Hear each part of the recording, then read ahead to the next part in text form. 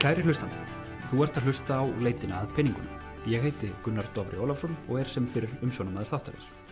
Þátturinn er unnin í samstarfi umboðsmanns skuldara og félagsmálaráðuneytisins. Gestur minn í dag er Gunnar Baldvinsson, höfundur bóka fjármál einstaklinga, meðal annars bókana Verðmætasta eignin, Fyrstu skref í fjármálum, Lífið á efstu hæð, Farsæl skref í fjármálum og fleiri. Velkomin Gunnar. Takk fyrir. Gunnar er þar að auki framkvæmdastjóri Almenna lífeyrissjóðsins og hefur verið frá árinu 1990. Þetta er lengri starfsferill heldur en lífaldur sumra hlustenda.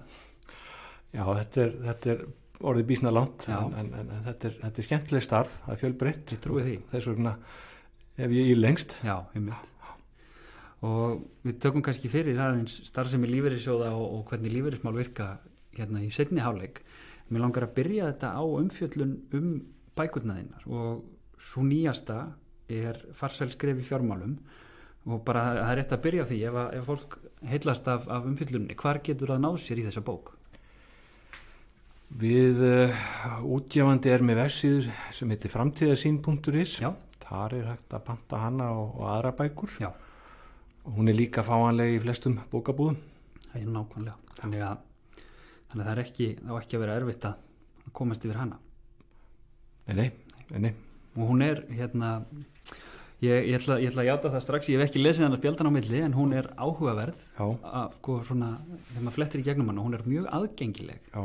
Og það er ánægilegt að sjá að því fjármál einstaklinga það er kannski ekkit allt of mikið.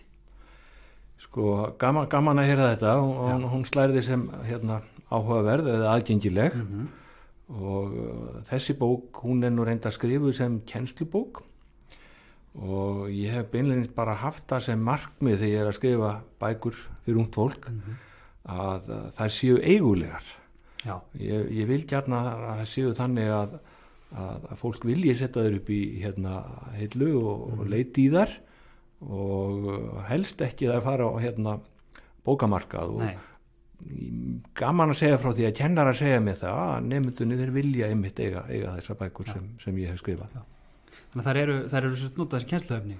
Já, þetta er þriðja bókin sem er skrifuð sem kennslubók. Fyrstu skref í fjármálum er kennd á efstasti í grunnskóla og hún er kennd að einhverju leyti held ég bara í flestum grunnskólalandsins. Bókin Lífið er rétt að byrja, er kennd í mörgum framhaldsskólum. Já. Ég viss að hann komin í 16 eða 17 framhaldsskóla og síðast ég vissi. Ná, getur streifing. Já, og þannig það er mjög skemmtilegt og nýja bókin, hún kom bara út núna í desember og hún er þegar komin í kennslu og ég er ánægður með það því það tekur oft svolítið tíma fyrir bækurnar að komast inn. Já. En hún er kennd, ég veit minnst að kosti 3 eða 4 skóla sem eru að kenna hana strax. Þannig að þetta er orðsporið er örgulega farið að vinna með fólk er fljótt að taka þetta inn. Já, það gleður mig að þetta er nýtið sem ég er að reyna að gera. Akkurat. En fyrsta bókin þín, þú byrjar þessa vegferð þína 2004. Já. Og gefur þá út bókina Verðmætasta eignin. Já. Hver er verðmætasta eignin? Verðmætasta eignin, hugmyndin á bak við nafni, þá var ég að skrifa lífeyris- og eftirlaunamál sem er eins og kom fram minn starfsvettvangur og hugmyndin á bak við nafni var að vekja athygli á hversu stór hluti af fjármálum fólks eftirlauna fjármál eru.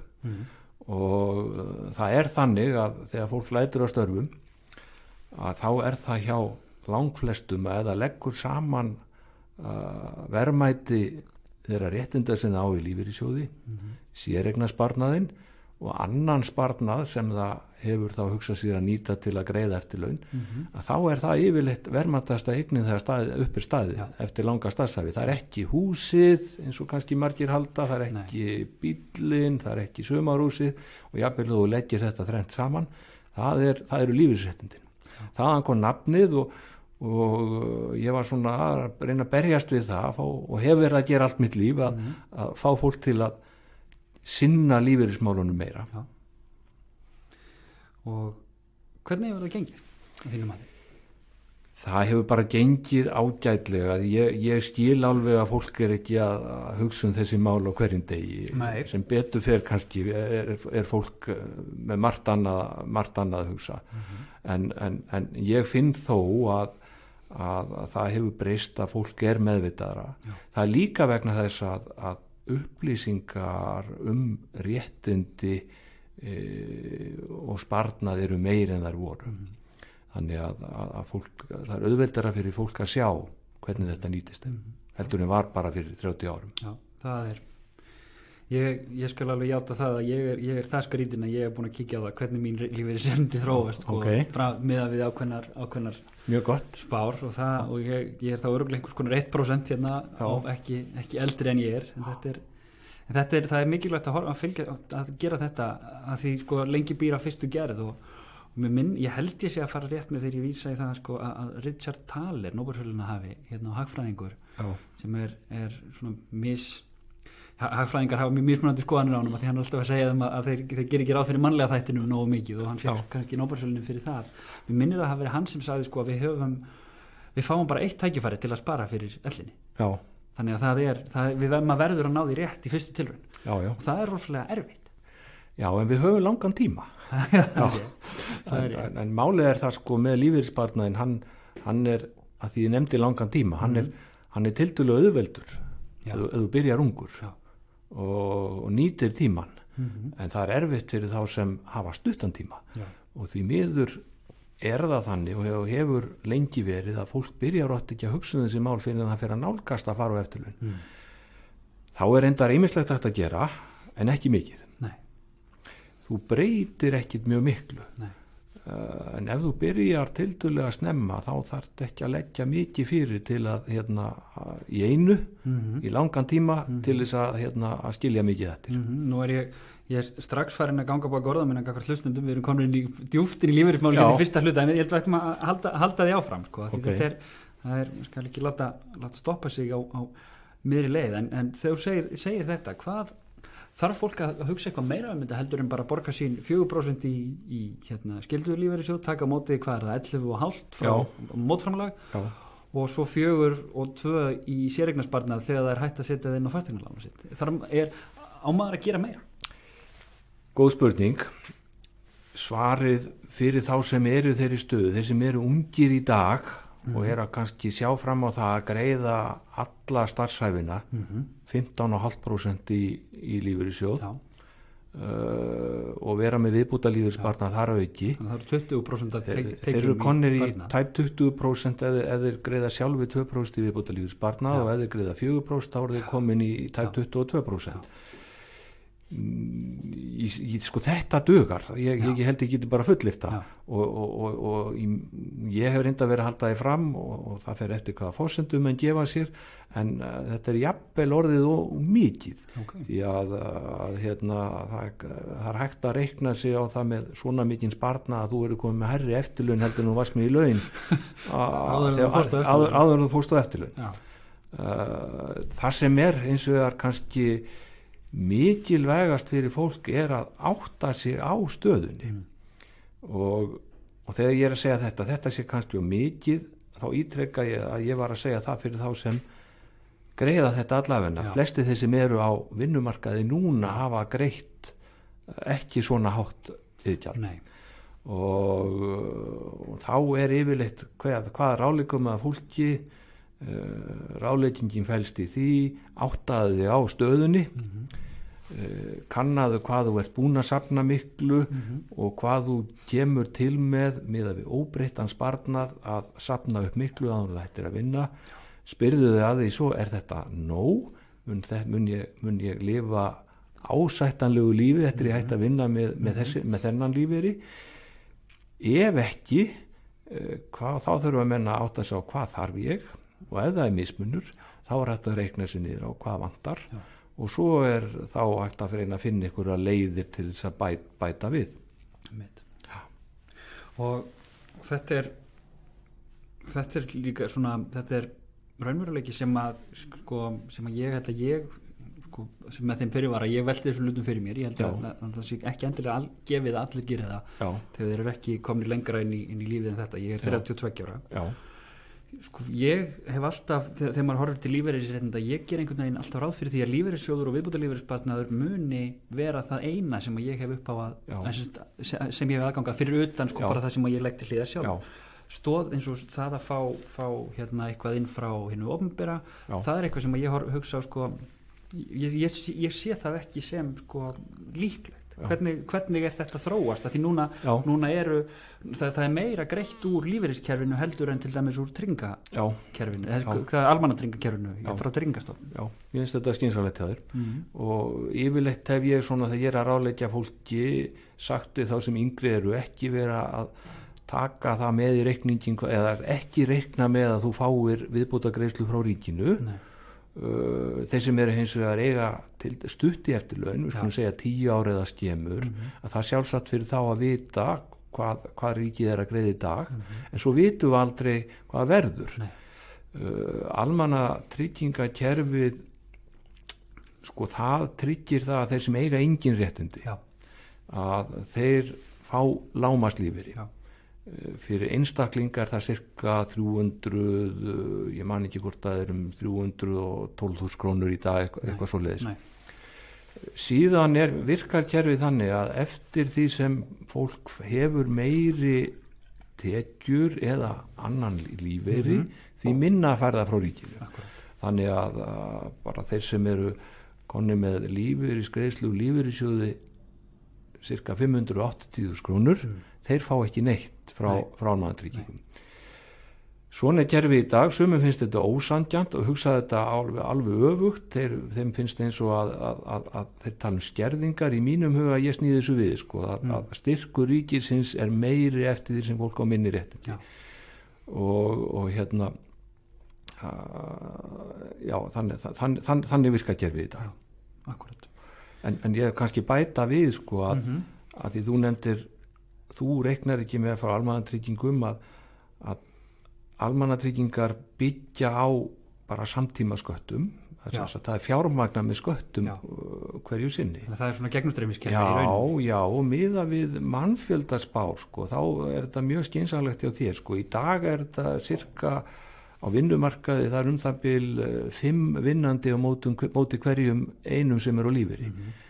Þegar þú kemur til með að fara á lífeyri miðað við mannfjöldaspár í dag, það geta vísu breyst, þá er útlit fyrir að það verði cirka bara 2 vinnandi á móti hverjum lífeyristega. Þannig að ef það gengur eftir þá er augljóst að það verður erfiðara fyrir að fjármagna almannatryggingakerfið að samtíma sköttum. En svo vil ég líka bæta við að því þú nefndir lífeyrir eða eftirlaun, ég tali vild eftirlaun, hann samanstendur af lífeyrissjóði, séreignarsparnaði og þá almannatryggingum hjá þeim sem eru með lágréttindi. En ég vil bæta við 4. stoðinni sem er bara annar sparnaður. Að fólk á oft annan sparnað sem það getur gengið á, jafnvel ef fólk er með stórt húsnæði og getur skipt yfir í minna, að það getur oft nýst til þess að bæta við eftirlaunin og er oft á tíðum bara býsna mikilvægt. Þannig ég vil hugsa eftirlaunin sem þannig að það er samastandi af þessum 4 þáttum. Ég mynda mér að þú hefur hugsað alltaf mikið þetta. Já, reyndar. Íslenska lífeyrissjóðakerfið er sjóðakerfið, það sem greiðendur safna réttindum en það þekkist mjög við annars það að hafa svo kallar gegnumstreymiskerfi. Hvernig virka lífeyrissjóður og hvað gera þeir og er þetta kerfi svona, sem við höfum, er þetta það besta sem býðst? Sko, kerfið okkar er svo kallað sjóðsöfnunarkerfi.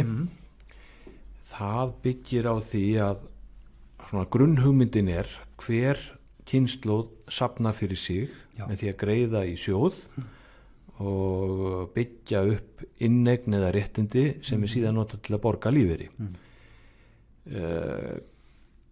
Kosturinn við sjóðsöfnunarkerfi er að hver kynslóð hún sér sig. Ókosturinn við það er að það tekur langan tíma að byggja upp kerfið, þú þetta spara áratugi til að vera komið með góða lífeyri. Hitt kerfið er svo kallað gegnumstreymiskerfi. það byggir á því að lífeyrir greiddur af samtíma sköttum. Já. Og kosturinn við gegnumstreymiskerfi að það tekur stuttan tíma að byggja þau upp. Það bara nánast virkar frá degi 1. Ókosturinn við það hins vegar að kynslóðir eru misjafnlega stórar. Já. Og þannig að það getur alveg gerst sko að kynslóð sem tiltölulega fámenn á erfiðleikum eða það þarf að taka stóran hluta sköttum til að greiða fyrir fjölmenna kynslóð. Gegnumstreymiskerfi var vinsælt í Evrópu, það voru marga þjóðir sem komu því upp eftir seinni heimsstyrjöldina. Þau voru bara í þeirri stöðu að það þurfti að búa til eitthvað kerfi til að greiða eftirlaun og þá var mjög einfalt að koma á gegnumstreymiskerfi. Þær þjóðir sem byggðu upp slíkt kerfi í stórkostlegum vandræðum núna. Sjá eftir því í dag. Já, vegna þess að það ekki bara á Íslandi sem þessi þróun að það að fækka fólki á vinnumarkaði á móti þeim sem á lífeyri. Þannig að ég hitti sendinefnd frá einu landi fyrir nokkrum árum sem voru að segja mér sko að hvað þau voru í miklum vanda og sá ekki fram á annað en að þurfa að skera lífeyri verulega niður. Eina leiðin sem þeir höfðu út úr þessu til að bæta stöðuna var að fjölga fæðingum og voru að bjóða svo kallar fæðingastyrki, annars það eða að fjölga innflytjendum. Ég persónulega, það erfitt að segja annað kerfi sé betur en hitt, þau eru brólík, en ég persónulega hrifnari að sjóðsöfnunarkerfi eins og hér og bara sko mér finnst það svo miklu heilbrigðara kerfi að því ég nú komin á þann aldur að það eru kannski 5-10 ár hann til ég hætti að vinna þá finnst mér það rosalega góð tilhugsun að þegar ég hætti að unga fólki sé ekki að borga skatta til þess að borga mér lífeyri heldur sem ég búin að byggja upp sjóð til að fjármagna minn lífeyri. Það finnst mér frábær tilhugsun. Það sé mjög gott. Og lífeyrissjóðir, þeir virka þá þannig að þeir taka við iðgjöldum sjóðfélaga, ber síðan að ávaxta þá eftir ákveðnum reglum til þess að greiða lífeyri þegar fólk hættir að vinna. Samtryggingarsjóðir byggja á því að peningarnir eru greiddir í pott og sjóðfélagar sameinast að tryggja hver öðrum ævi langan lífeyri, ellilífeyri. Í því felst að fólk hefur þá vissu þegar það ætti að vinna, það fær greitt æviloka og það í því felst líka það að sumir fá þá greitt meira en þeir lögðu fyrir vegna þess að þeir lifa lengur en aðrir fá þá minni en þeir lögðu fyrir þeir falla frá fyrir sko meðalaldur. En síðan greiða lífeyrissjóðinni líka áfallalífeyri sem eru mjög verðmæt réttindi sem eru samastanda af örorkulífeyri, makalífeyri og barnalífeyri.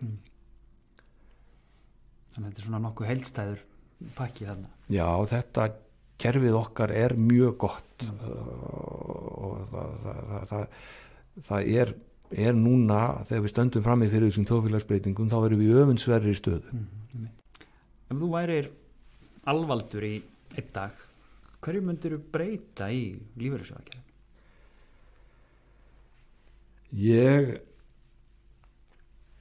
Ég myndi vilja sjá að sjóðfélagar hefðu meira svigrúm og þá hugsun tvennt.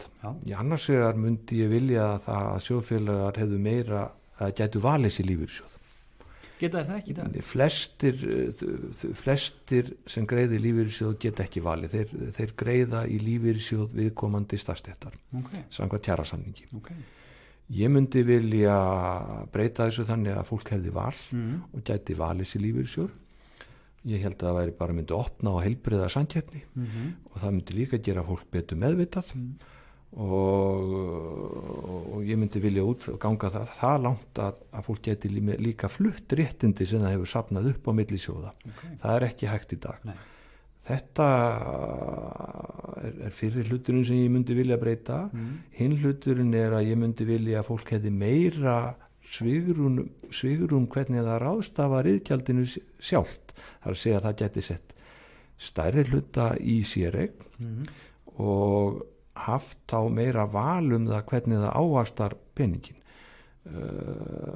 val á milli mismunandi ávöxtunarleiða og jafnvel að það gæti nýtt hluta af séreignarsparnaðinum þá inn á fasteignakaup umfram það sem hægt í dag. Og þá svona hálfpartinn tekið lán hjá sjálfu sér? Ekki tekið lán, heldur, við skulum orða það þannig að hvoru tveggja nýtist til að byggja upp inneign og réttindi og þá bara spurningi hvaða vasa það fer. Ég skil þig. Já. Hvernig sér þið fyrir þér framtíð lífeyrissjóðakerfisins á Íslandi? Er hún það er svona klísvíkjandi að segja, er hún björt og heldur að sjóðum, að það er svona viðkvæði að það tala það séu margir lífeyrissjóðar á Íslandi, heldur að þeim muni fækka? Ég er bjartsýnn fyrir hönd lífeyrissjóðanna.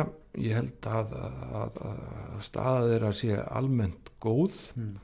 Það er búið að frá því ég byrjaði hefur regluverkið í kringum þá breyst mikið. Já. Sem að mínu mati til bóta, það meiri að festa í kringum þá og það eru meiri reglur upplýsingagjöf sem ég finnst gott og reglur fjárfestingar eru líka góðar. Það er tryggja ákveðna áhættudreifingu sem ég held að sé mjög góð. Veitu hver var spurningin? Það var fækki? Já, þeim hefur fækkað verulega á liðnum árum. Já. Og þeir voru nú upp á 1980 held ég að við erum 90 sjóðir, þeir eru 20 í dag. En þó þeir séu 20 þá er megnið af launþegum eða sjóðfélögum greiða í 10 stærstu sjóðina. Ég held að muni ykkar fækka. Já. En ég myndi kannski ekki vilja að sjá þeim fækka mikið. Allavega ekki á meðan við erum með kerfið þannig að fólk er að borga 1/6 launum sem skildu iðgjaldi í lífeyrissjóð. Þá ókosturinn við það, ef ég er ekki að tala réttindin og eftirlaunasparnaðinn, þá er ókosturinn kannski sá að þetta er svona stór hluta sparnaða landsmanna að það er kannski ekki gott að hann renni til fárra einsleitra fjárfesta. Það er svona ákveðnu ókosti sem fylgja því. Heyrðu, förum aftur í bókmenntirnar og setjum þetta til hliðar í örstuttastönd. Þú byrjar að skrifa lífeyrismál með verðmætustu eigninni. Já. En svo þróast þetta út í að vera meira bara svona eins og það sem við höfum kallað heimilisfjármál, fjármál einstaklinga og fjármálalæsi. Já. Hvernig, hvað gerðist? Hvernig kom þetta? Það gerðist nú þannig að ég skrifa verðmætustu eignina, hún er skrifuð 2003, hún var skrifuð að því mér langaði að taka saman í eitt rit svona heilstæða ráðgjöf lífeyrismál og eftirlaunasparnað. Og bæði fyrir mig og til þess að geta gefið frá mér og svo líka það geti nýst samstarfsfólki mínu að þarna væri samantekt lífeyrissparnað. Síðan eiginlega skrifa ég bara meira greinar og svona pistla í mjög langan tíma og svo gerðist það einhvern tíman í byrjun árs 2015 að ég var að skrifa einhvern pistil og ég bað kona mín að lesa hann yfir. Já. Og hún segir við mig, ég er hann svo leið á að lesa þessa endalausu eftirlauna pistla, að hverju skrifaði ekki eitthvað fyrir ungt fólk. Og mér finnst þetta frábær hugmynd. Já. Og sem var til þess að ég settist niður í janúar 2015 og skrifaði bók sem heitir Lífið er framundan. Já. Hún kom út í nóvember það ár. Já. Og var hugsað sem þá bók til að ráðleggja ungu fólki og þá ungu fólki sem var svona klára háskólamenntun eða klára bara sína menntun og byrja að koma sig undir fótunum, byrja að búa, byrja í framtíðarstarfi og þannig var sú bók til og ákaflega skemmtilegt verkefni. Ég trúi því. Og síðan hefur þetta bara undið upp á sig því að sú bók var lekið var valla þotnað þá vorum við með kynningafund og það komið til minn 2 kennarar og spurðu heldur þessi bók sé heppileg fyrir framhaldsskóla og ég hafði aldrei hugsað hana þannig og sagði það má örugglega nota eitthvað og það vildi svo til að útgefandi bókanna minnar, hann var þarna staddur nálægt og hann segir við mig eigum við kannski að gera aðra bók fyrir framhaldsskóla og ég sagði ég skal prófa og settist niður í janúar 2016 og var með ég var bara með hugmyndum uppsetningabók þessa uppsetningu sem við að tala áðan og var ekkert viss sem ég gæti skrifa bókina og mér langaði ekki að það væri of mikil skörun á milli þeirra. Nei. En ég komst fljótt á skrið og hún kom út sem sagt í árslok það ár eða í ársbyrjun 2017 lífið er rétt að byrja og hún var varla komin út þá fæ ég spurninguna þá er ég spurður sko heldur að hún geti nýst í grunnskóla og þú ert alltaf að fikra þig niður já og þá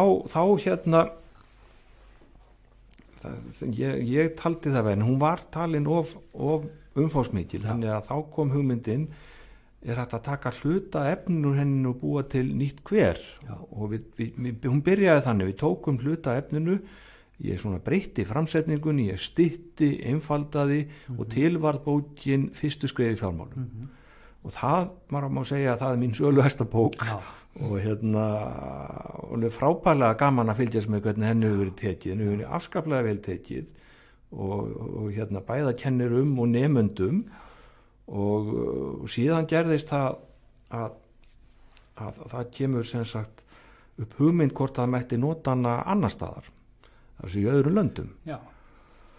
Og það var til þess að hún var þýdd yfir á ensku með stuðningi frá samtökum Evrópskra banka en þó þannig að þegar hún er þýdd ég þýdd hana sjálfur já. Að þá þurfti ég að taka út allt sem var sér íslenskt verðtrygging og krónur akkurat og búa til það sem við kölluðum alþjóðlega útgáfu já. Og þegar alþjóðlega útgáfan er búin til að þá vissi ég að það átti að kynna hann til að nota í fjármála leikum ungs fólks og þar er verið að leggja áherslu á ákveðin atriði þannig að þá bætti ég aðeins við efni í hana já. Og núna hún kom síðan út á síðasta ári aftur önnur útgáfa á íslensku okay. Og þá er hún bara orðin sjálfstæðbók ekki lengur svona útdráttur og lífið er rétt að byrja og þannig er nú sagan á bakvið hana og síðan er búið að þýða hann yfir á grísku okay. Og það er til skoðan að þýða hann á fleiri tungumál og COVID hefur kannski aðeins frestað því en þetta er svolítið svona skemmtilegt ævintýri. Þú veist alþjóðlega ég vil kannski ekki segja það, þetta er bara mjög skemmtileg saga og ef þetta verður eitthvað meira þá er það bara mjög gaman og mér finnst bara aðalega gaman að það er það sem ég fæ út úr þessu fyrir utan það mér finnst gaman að skrifa þetta er gefandi að það er sérstaklega gaman því ég veit að þetta nýtist að það er ylja mannu hjartarættur.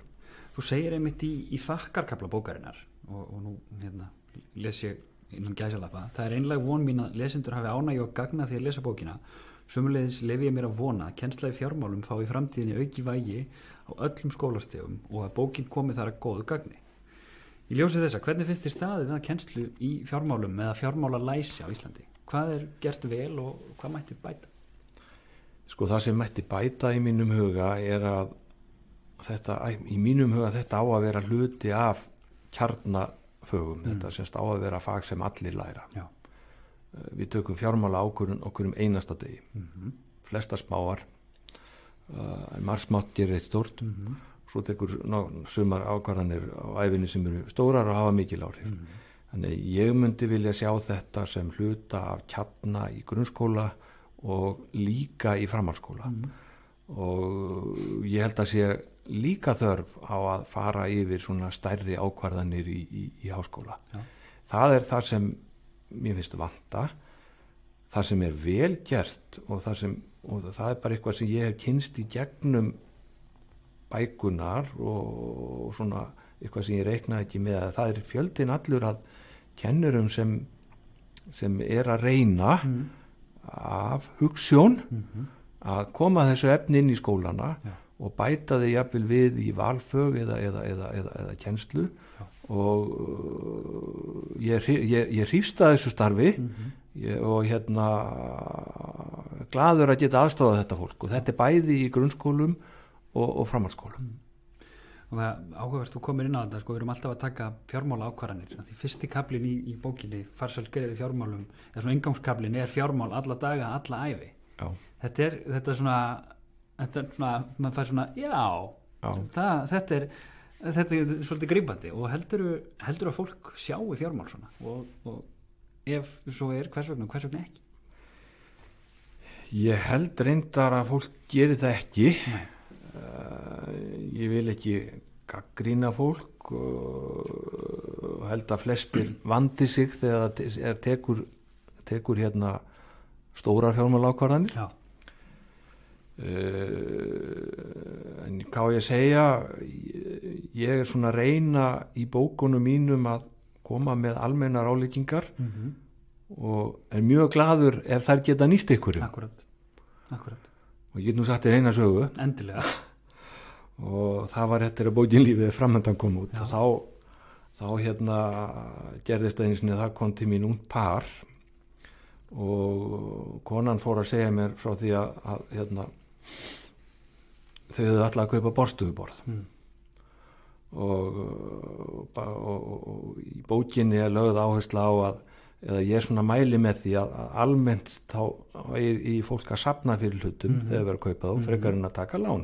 Þetta getur verið aðstæður þar sem þú þarft að taka lán, stundu getur ekki beðið eftir einhverjum, en ef þú getur beðið að safna þá frekar fyrir hlutunum og vegna þess að það munar miklu á kaupverði sem er á því sem er keypt með sparnaði og því sem er keypt með lántöku. Akkurat. Og þó að kannski það skipti ekki öllu máli í eitt og eitt skipti, að þá ef þetta er gert að lífstíl þá munar mjög miklu yfir ævina. En ég hugsaði með mér þegar þessi kona fór að tala um mig og þá hugsaði með mér, Guð minn góður, hvað er ég nú búin að gera sko? Og er ég búin að koma í veg fyrir það að hún fær ekki borðstofuborðið sitt sko? En til að gera langa sögu stutta þá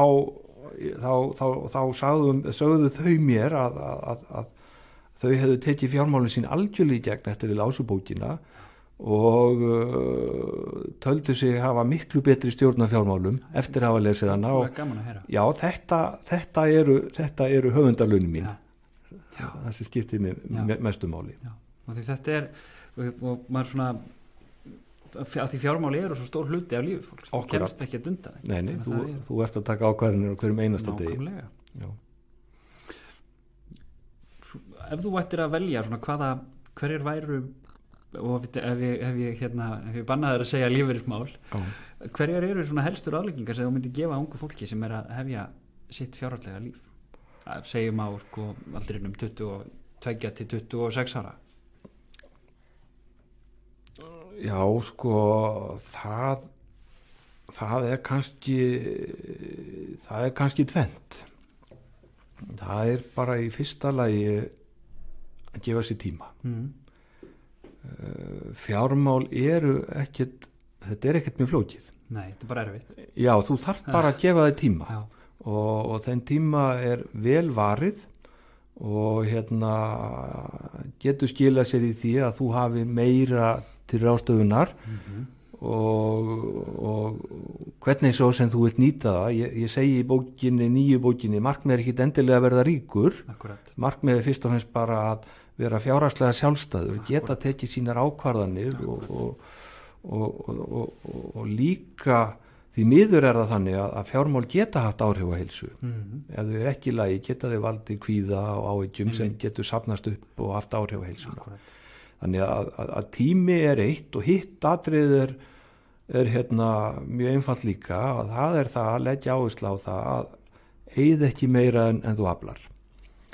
Og þeir sem er í þeirri stöðu að vera með lág laun eða við skulum segja frekar með ámóta mikla tekjur og gjöld, að þetta getur verið snúið, ég átta mig á því og þetta er sérstaklega við ungt fólk því að launakurvan er þannig hér á landi, annar staðar að það er ungt fólk sem er með láglaun og síðan sýnir launakurvan það að eftir því sem reynsla í starfi eykst og ábyrgð vex að þá hækkar launin. Meginreglan er að þú hækkar í launum yfir lífsleiðin. Já, og þú hækkar nokkuð bratt fyrstu árin á vinnumarkaði. En fyrir ungt fólk þá getur þetta verið erfitt að láta endan á saman og þá er það þessi ráðlegging að gefa sér tíma og setjast niður og skipuleggja sér fyrirfram. Hvað þarf ég að eyða og hvað get ég eitt? Og reikna sér niður, hvað get ég eitt á viku, niður á dag og svo framvegis. Og þetta kemur svo heim og saman við þau svona risabreitingar sem verða í heiminum loftslagsmál og auðlindanótkun og það dragur úr sóun og dragur úrgangi að þetta að svona lifa innan þeirra marka sem maður hefur og vera ekki í einhverju neyslukapphlaupi. Það er staðreynd að það er náttúrulega óvinur þeirra sem ætla að vera fjárhagslega sjálfstæðir og spara. Já. Þannig að það er mjög margt sem fólk getur gert í því þó svo að allir þurfa að hafa fyrir nauðþurftum. Einmitt. En þú segir á einu tímapunkti í þessari nýju bók að húsnæðislán eigi ekki vera hærra en 3 árslaun. Já. Ég finnst það svolítið áhugaverður punktur. Geturðu farið aðeins út í hann? Já, ég var svona að reyna að búa til viðmiðun fyrir þá sem er að spá í að kaupa fasteign. Og ykkur að þægilega viðmiðun og rétt að hafa í huga að viðmiðun er ekki regla. Nei, algjörlega. Já, en þetta er svona gott að hafa til hliðsjónar og ég er að mæla með því að almennt að þá kaupi fólk ekki dýrari fasteign en fern árslaun. Já. Og skuldi helst ekki meira en 3 árslaun. Og rökin, þá erum við að tala árslaun fyrir skatt. Já, bara heildarlaun. Og rökin eru í sjálfu sér óskaplega einföld. Leið þú ert fann að skulda meir en 3 árslaun, þá er greiðslubyrði lána komin yfir 20% af heildartekjum og þá kannski 25% eða meira af nettótekjum. Tekjum eftir skatta. Já. Þannig að það eru rökin fyrir þessari viðmiðun. Og það kann ekki góðri lukkast týra. Já, þetta er bara, og þetta er svo þægileg viðmiðun. Taka bara heildarlaunin, margfaldaðu með 12 til að fá laun á ári og það sinnum 3 og það er hámarksskuld. En þetta þýðir náttúrulega það að ef þú kaupir síðan íbúð sem kostar fern árslaun þá ertu með 25% eigið fé og það er líka þar sem ég er svona almennt að mæla með að fólk reyna að safna þannig eigi 20-30% af eigið fé áður en það kaupir. Ég veit að það getur verið erfitt og alveg sérstaklega núna, ég hef áhyggjur af því núna hvað íbúða verður að hækka, ég hef áhyggjur af því gagnvart unga fólkinu. Og þannig að það gerir verkefni erfiðara en almennt mæli ég með því að þetta sé haft í viðmiðun. Þetta er áhugavert að hafa þetta viðmið. Það er í fleiri í öðrum kafla talar verkfæra kistu fjármála. Já. Hver myndir þú segja að vera mikilvægastu verkfærin í henni? Þau eru öll mikilvæg. Ef ég ætti að taka út eitthvað eitt þá er það sem ég nefndi áðan af því að það er þessi grunnráðlegging að passa upp á að eyða ekki meira en þú aflar, að þú getir gert greiðslu áætlað hvernig þú ætlar að eyða og þannig að þú passir upp á að gjöld verði ekki meira en tekjur. Þegar þú settist niður og skrifaði þessa bók, þá er hún er hugsuð sem kennslubók í rauninni. Já. Er hún að einhverju marki kannski samantæktarrit á hinum bókunum? Hún svona hnoði saman því sem að er þar, eða er það? Já, það er rétt hjá þér, hún er hugsuð sem kennslubók. Já. Hún er hugsuð til að taka við að 2 eldri bókum. Hún tekur við að bókinni Lífið er rétt að byrja og bókinni Lífið er framundan. Já.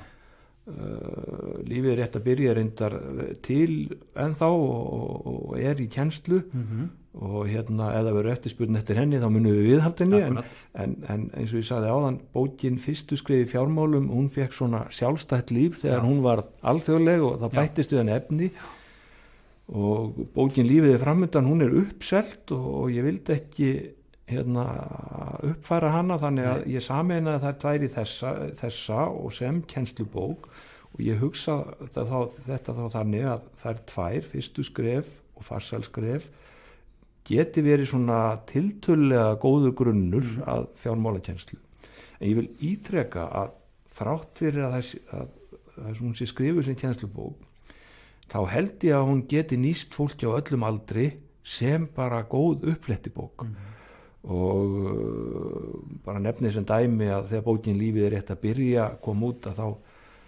tók blaðamaður viðtal við mig sem var komin á 70-aldur og hann las hann áður en hann hitti mig og hann sagði að hann var frábær fyrir hann að lesa þannig að ég er að vona þó ég beini þessu að ungu fólki að þetta nýtist öllum aldurshópum líka Nei, þetta er, og ég mitt sko, ég þykist vita ýmislegt þessi mál, ég fór yfir einmitt bara það er svona spurningar í lokin á síðustu loka þessara kafla og ég bara hér stóð að gati mér rosalega margt þarna því ég var ekki búin að fara í gegnum bókina það er gaman að sjá líka og ég hef sagt við kennara ef fólk getur svarað öllu verkefnum í bókinni sem eru held í yfir 200 þá erum við bara býsna vel fjármálalæsir Já, ekki rúmlega Já Eitt að því það bara vakti áhuga minn og ég ætla að misnota aðstöðu minn til þess þú ferði við skuldabréf á einum stað í bókinni hvernig geturðu bara útskýrt hvernig skuldabréf virka það er tími og það er sveiflur og það er endurgreiðslur og það hvernig þegar ég kaupi skuldabréf hvað gerist þá? Já, ég skal reyna að útskýra tökum bara dæmi bara sko fyrst bara almennt hvað er skuldabréf skuldabréf er bara löggerningur þar sem skuldari lofar að endurgreiða lán á tilteknum tíma í framtíðinni og oftast með vöxtum sem er umsamið í bréfinu sjálfu Fólk getur keypt skuldabréf á markaði fyrir sparnað sinn og algengustu skuldabréfin fyrir sparnað einstaklinga eru ríkisskuldabréf. Það eru skuldabréf þar sem peningarnir fara þá til ríkisins og ríkið lofar að endurgreiða þau á tilteknum tíma í framtíðinu og oftast með vöxtum.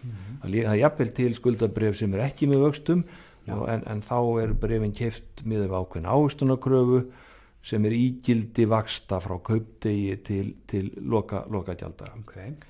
En svo er það þannig með skuldabréf alveg eins og hlutabréf að þau breytast stöðugt í verði og ef þú kaupir, við skulum bara taka einfalt dæmi, þú kaupir skuldabréf segjum bara með ávöxtunarkröfuna 2% eða vextir 2% og þú átt að til gjalddaga þá færðu 2% vexti. Þannig að þá fæ ég bara 2% vexti yfir á ári eða ekki á ári? Frá kaupdegi pluss það sem ég lagði út í upphafi. Já. Ef þú hins vegar selur bréfið fyrir gjalddaga þá færðu aðra ávöxtun og hún ræðst af því hvaða ávöxtunarkrafa hver er ávöxtunarkrafan þegar þú selur bréfið. Hafi vextir eða ávöxtunarkrafa lækkað frá því að þú keyptir bréfið þá færðu heldur hærri ávöxtun heldur en þú heldur miðavægið þegar þú keyptir en hafi vextir hækkað þá færðu heldur lægri ávöxtun. Þannig að þá lækkar bréfið í það getur gerst. Hér á landi og reyndar víðast hvar í kringum okkur þá hafa vextir farið lækkandi á liðnum árum sem þýðir að allir þeir sem hafa keypt skuldabréf með föstum vöxtum þeir hafa notið góðs að því að skuldabréfin hafa hækkað í verði. Af hverju gerist þetta? Það gerist af því, bara hugsa einfalt dæmi, það gerist af því ef skuldabréfið lækkar í verði, segjum að þú hafi bara keypt til einföldunar skuldabréf með við 3% ávöxtunarkröfu. En skuldabréf á markaði eða ávöxtunarkrafa á markaðinum er koni í 2%. Þá er þitt bréf verðmætara því þú ert með 1% hærri vextir heldur en sá sem var með sem kaupir í dag á 2%. Að því mín 3% ávöxtunarkrafa hún helst. Já, þú fær þá reiknaðan gengisagna vegna þess að þú keyptir með hærri vexti. Já. Og það þá öfugt, þú kaupir skuldabréf í dag með 2%, svo hækka vextir og þú ætlar að selja, þá vill enginn kaupa bréfið að þér með 2% vexti. Þú verður að gefa eftir í verði fyrir þann sem kaupir, þannig hann fái 3% vexti. Ok, ég held núna að ég skilji skuldabréfið. Eitt í viðbót, áhrifin af verðbreytingunum, þau ráðast af lánstíma bréfsins, það er að segja hvað er mikið eftir að bréfinu. Ef þú kaupir 10 ára skuldabréf og vextir breytast 1%, þá breytist verði cirka 10%. Það er svona þumalfingursregla að lánstími eða svo kallaðu meðaltími skuldabréfa, að hann er svona, hann segir til hversu bara verðnæmni bréfsins. Þannig að það eru 10 ár, vextir breytast 1%, þá hækkar eða lækkar bréfið þitt 10% eftir hvort vextir hækka eða lækka. Og er jafnan þá vaxtabreiting sinnum árafjöldi? Já, það er þessi þumalfingursregla. Ef þú kaupir eins og 30 ára bréf, þá breytist það bara 3%. Já. Og á það þá við hversu langt er eftir að skuldabréfinu eða bara hvað það var langt í upphafi? Hversu langt er eftir að skuldabréfinu? Ég skil, það er langt í gjalda. Já. Ok, óhugavert. Herðu, nú veitum við þetta. Þetta er, ég mun örgulega hlusta þennan hluta af viðtölunum aftur. Þá ertu komið með eitt verkvar í kistu fjármáluna. Einmitt. En þetta, það er svona, ég hef allavega þurft að svolítið að beita með hörðu við að vefja hausnum utan hvernig þetta virkar. Hlutabréf einhvern veginn eru miklu meiri skopparaboltar og einfaldari. Það er bara svona fyrir leikmann. Og með þetta er svona áhugavert. Já, það er margir sem áttar sig ekki á því heldur að ríkisskuldabréf breyta stöðugt í verði. Akkurat. En það ræðst eins og ég segi bara af kjörum á markaði hverju sinni. Einmitt. Svona til að ljúka þessum svona fyrri hálfleik, þá langar maður að spyrja þig nú og þetta er spurning sem mjög margir fá hjá mér. Ef þú fengir 50 milljón krónur upp í hendunar í dag, hvað myndir þú gera þér? Ég myndi eiginlega vilja svara þessu þannig hvernig ég myndi ráðleggja öðrum ef þeir spyrðu mig hvað þeir eiga að gera við 50 milljónir sem þeim unni happdrætti eða hvernig sem þeir fengu það. Segjum að viðkomandi sé annars vegar 20 ára og hins vegar 50 ára. Já, ég myndi bara segja við fólk gerðu sitt lítið af hverju. Já. Og ég held ég myndi segja sérstaklega þennan 20 ára eða við varum á þínum aldri endilega nýttu nú hluta borgum skuldir þannig það nýtist þetta í framtíðar og ég myndi líka segja að þú ættir nú að leggja eitthvað fyrir þannig að þú eyðir nú ekki öllu strax, þú getur notið góðs að þessum ávinningi á lífsleiðinni til frambúðar. Ég myndi kannski segja við hennar 50 að þú vilt kannski nýta hluta til að leyfa öðrum kannski njóta með þér kannski leggja eitthvað fyrir til að hjálpa börnunum þínum að koma undir sér fótunum og þá fjórði hlutin vera svo myndi fjórði hlutin vera þá endilega notaði eitthvað til að gera eitthvað skemmtilegt og láta einhverja drauma rætast hvort sem þú vilt kaupa eitthvað sem þeir eru alltaf langaði eða eitthvað svoleiðis ekki eða öllu strax, það er kannski kjarnin. Þetta er mjög áhættudreift og gott svar. En aðeins þá kannski aftur á lífeyrismálunum þú klárar útskrifast úr viðskiptafræði 1985 og hefur starfað sem framkvæmdastjóri Almenna lífeyrissjóðsins eins og kom fram áður frá 1990. Þetta er mikill umbrotatími í íslensku samfélagi. Og hvaða breytingar hafa að þínum mati verið merkastar í samfélaginu með tilliti til fjármála á þessum nú rúmlega 30 árum sem það hefur verið hjá Almenna lífeyrissjóðnum og 35 árum frá útskrift? Ég held að það er margt en ég held ég kannski myndi fyrst vilja nefna að þegar ég útskrifast og þegar ég byrja að vinna þá var ekkert internet. Nei. Og þannig að upplýsingastreymið hefur margfaldast. Já. Og það er gríðarleg breyting og til bóta. Ég vil líka nefna að regluverk hefur batnað mikið og til dæmis í lífeyrismálum það mun meiri festa á öllu. Já. Og það meiri gagnsæi, það meiri upplýsingaskylda og ég mjög hrifinn af því. Síðan kannski líka nefna það að sko þegar ég kem á vinnumarkað þá var bara Ísland svolítið einangrað og eitt og sér sko. Og það var svona smá kreppa þarna í byrjun í 10. áratug. Já, semst upp úr 1990. En þú sko þegar ég byrjaði að vinna þú gast ekki keypt neina erlend verðbréf. Hér var vaxtastig allt öðruvísi en annars staðar í heiminum. Og vexti voru mjög háir. Hvað erum við að tala um? Við vorum að tala um raunvexti sko á tímabili svona rétt fyrir 1990 þá var þetta að kaupa ríkisskuldabréf 8-9% raunávöxtun. Hvað er það í dag? 0? Já, það er svona 0-1%. Já. Og getum kannski sagt það var óheilbrigt eins og það var á þessum tíma þegar ég byrjaði. Svo ég þeirra skoðunir að vexti séu kannski átnir of lági núna. Því að ég vil að sé umhverfið sér þannig að fólki sé umbuna fyrir að spara. En svo má alltaf deila hvar vaxtastigið á að vera. En það er óheppilegt í mínum huga að það orðið svo lágt að fólk sjáu sig ekki hagaði að leggja fyrir. Já, það er ekki gott.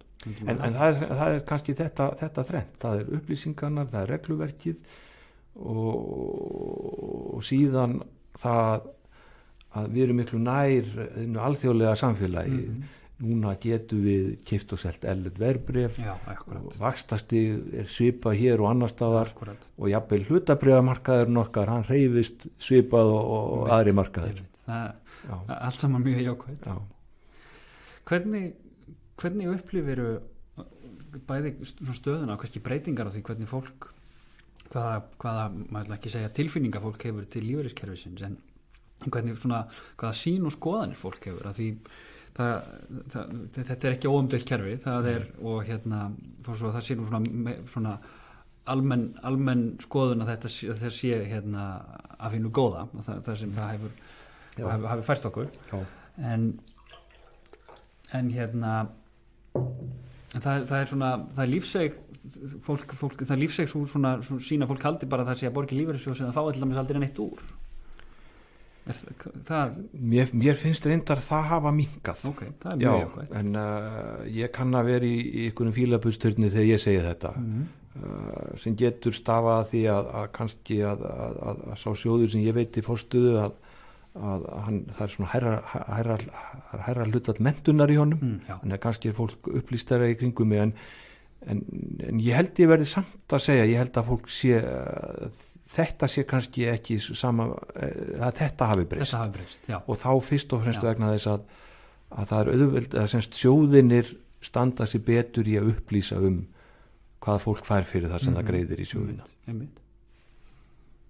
Það er jákvæmt. En það hefur eins og er ekkert breyst eins og við kannski sögðum upp að unga fólkið er lítið að hugsa þetta og ég skil það er að hugsa að koma undir sig fótunum í lífinu. Já, akkurat. Og okkur er tamt að horfa á tærnar á okkur en ekki á sjóndeildarhengin. Akkurat, vel orðað. Það er líka rosalega erfitt fyrir í fjármálum að því fjármál byggjast svo á langtíma hugsun. Þetta er svona bara erfðaefnin okkar einhvern veginn. Við getum skrifað bókum hvernig við náum þeirri hugafærsbreytingu. Það væri gaman að sjá og En þegar talað er lífeyrisréttindi þá er gjarnan horft til þess að lífeyrisréttindi opinberra starfsmanna séu betri heldur en á almennum vinnumarkaði. Það hafa allavega verið. Hvernig virkar það? Hvað þýðir þetta? Það hefur reynda breyst. Það hefur breyst? Já. Í dag er það þannig að einstaklingur sem fer út á vinnumarkaða hann þá ekki að skipta máli hvort hann fer á opinbera vinnumarkaðin eða almenna vinnumarkaðin. Nei. Það var þannig hér áður fyrr og ekkert langt síðan að lífeyrisréttindi opinbera starfsmanna og starfsmanna sveitarfélaga voru meiri en á almennu vinnumarkaði. rökin voru þá þau að laun væru lægri og þess vegna þyrftu menn hærri lífeyrisréttindi. En það er búið að breyta þessu. Já. Þannig að þetta er líka annað sem hefur breyst. Já, sko í dag er það þannig að það bara fara allir inn í kerfi þar sem þeir borga 15,5% launum í lífeyrissjóð. Já. Og lífeyrissjóðurinn hefur honum bera ávaxta iðgjaldið og greiða lífeyri í takt við þær eignir sem hann á. Áður fyrir var það þannig að starfsmenn í opinbera kerfinu, þeir voru með hærra iðgjald en á almennu vinnumarkaði og þar að auki þá ábyrðist þá var ríkið í ábyrð ef það vantaði upp á eignir til að standa við þau loforð sem voru gefin í upphafi. Almennir lífeyrissjóður eru hins vegar þannig að ef skuldbindningar verða meiri en eignir þá verða þeirra aðlaga réttindin að þeim. Já, þannig að þau réttindi sem fólk fær, þetta er ekki bein eign, heldur þetta eru réttindi. Þetta eru réttindi. Hækkað eða lækkað. Já, þau geta gert það. Já, og það er ekki rétt munað heima. Það gerðist einmitt eftir hrun að það voru lífeyrisréttindi eitthvað sem gerst. Já, þau voru lækkuð og höfðu verið lækkuð líka fyrir hrun en síðan hafa þau, sko hjá flestum sjóðum hafa þau hækkað meir en þau hafa verið lækkuð. Já, einmitt. En það má líka halda til haga að réttindi bara tökum í dag, réttindi sem eru veitt í dag og réttindi sem voru veitt þegar ég var að byrja árið 1990 að réttindin í dag eru verð meiri heldur en réttindin 1990 og ástæðan er svo að við erum alltaf að lifa lengur. Já. Þegar ég byrjaði á vinnumarkaði þá var þetta cirka þannig að 70 einstaklingur eða var kall, þá var reiknað með að hann myndi að meðaltali lifa rétt 13 ár. Í dag er almennt reiknað með að hann lifi 15 ár. Já, okay. Og jafnvel ennþá meira eftir þessi menntunarstig hærra. Og þannig að það þýðir að lífeyrissjóðurinn þarf að eiga meira í sínum sjóði af því hann þarf að greiða 2 árum lengur. Hann lofar að greiða til æviloka. Og þetta er einmitt eitt sem að er fyrir okkur lúðana sem að höfum farið inn og reikna lífeyrinn okkar. Að það skiptir máli sko hvenær þú hefur töku lífeyris, hvaðan er mikill. Já, það á nú ekki að breyta sko fjárhæðinni sem hún færð. Ég skal reyna að útskýra þetta.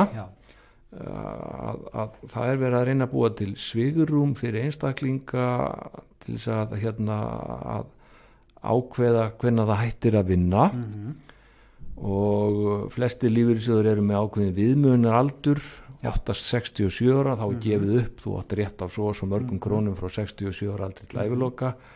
Ef þú myndir hins vegar hætta fyrr, 65 ára, þá fengir lægri fjárhæð á mánuði, en þá er hún bara greidd í lengri tíma. Ef þú myndir vinna lengur, til dæmis að hætta að vinna 69 eða 70 ára, þá færðu hærri fjárhæð á mánuði, en hún er þá greidd í skemmri tíma. Kerfið er þannig að það á ekki að skipta máli fyrir einstaklingin hvenar hann hættir. Hann á að fá sömu fjárhæð. En eðli málsins samkvæmt þá vitum við aldrei hvenær fólk fellur frá. Þannig að þetta byggir á bara svokölluðu meðalæfi. Ef menn lifa lengur þá hagnast menn á því, ef menn lifa skemur þá fá þið minna. En að því gefnu miðað við þessar almennu forsendur þá er kerfið byggt upp þannig að einstaklingurinn á ekki að tapa. Þetta bara að gefa honum meira svigrúm til þess að velja sín starfslok. Og þú segir einmitt 67 ára maður og talaði hérna áðan að í dag eru 5 á vinnumarkaði á móti hverjum einum sem er að taka úr lífeyrissjóðum og það eftir 30-40 ár þá sé hlutfallið farið að nálgast 2 á móti einum. Já. Sérðu fram á einhverjar breytingar hvað þetta varðar þannig að þannig að fólk kannski að því það sko ef þú horfir tilbaka 100 ára aftur í tíman eða 200 þá var fólk sem stóð á 60 bara fjörgamalt.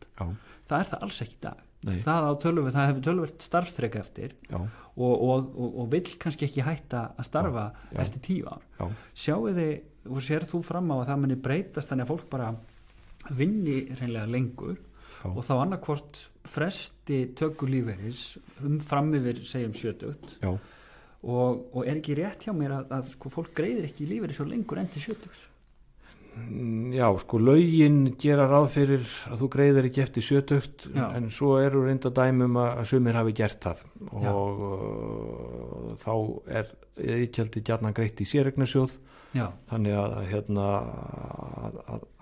það fer þá inn á reikning og erfist við fráfall. Já, og verður bara að eign, séreignin er vissulega í rauninni eign sem erfist. Já, en til að svara spurningunni þá er svari já.